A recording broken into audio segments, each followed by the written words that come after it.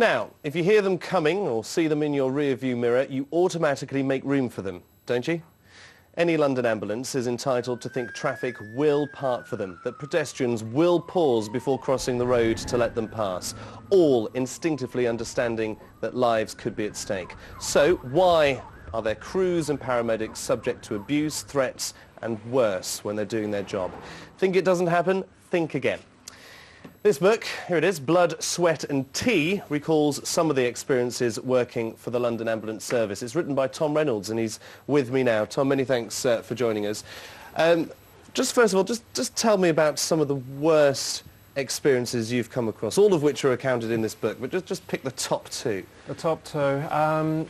Well, very sick children, always the worst.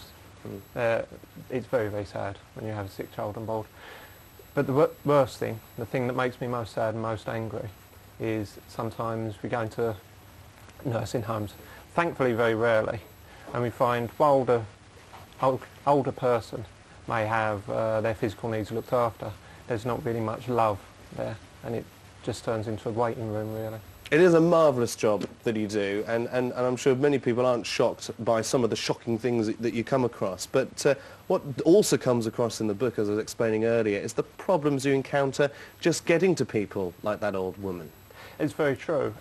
We have a lot of people who really don't seem to have the foggiest idea what to do when an ambulance is coming up behind them. I understand it's often quite hard to see where the ambulance is coming from. And sometimes you do panic as well, don't you? Exactly. You don't quite know where to go or what to do. Yeah. We can tend to tell the people who are going to panic they're driving along blissfully ignorant and they tend to slam the brakes on. But we have people running out in front of us. I've had lollipop men beckoning children across the road to get across before we... Even with the sirens blazing away? Even with the sirens blazing away, nice empty clear road. And when you actually get to the scene of an incident, there's a couple of scenarios explained in your books that I find hard to believe. You're actually asked to move your ambulance at one point when you were seeing to someone. Unfortunately, many of the streets are very narrow in my area. And we went to a patient who was having a heart attack, so we got them on the back of the ambulance. We're sorting them out, making sure everything was fine. And there's a knock on the back doors. And an irate woman wanted to know how long we was going to be because we was blocking the road. Unfortunately, it's an emergency, so we had to take as long as it took. She seemed very angry, especially considering she paid her taxis and therefore my wages. The book is full of subheadings, basically, so you can pick and choose what do you want to read about and the stories that come with it. One of them is How to Hate Humanity. I mean, is it psychological warfare for you out there? It can be, it can be. There's a lot of people out there who, while very sick, still hate you.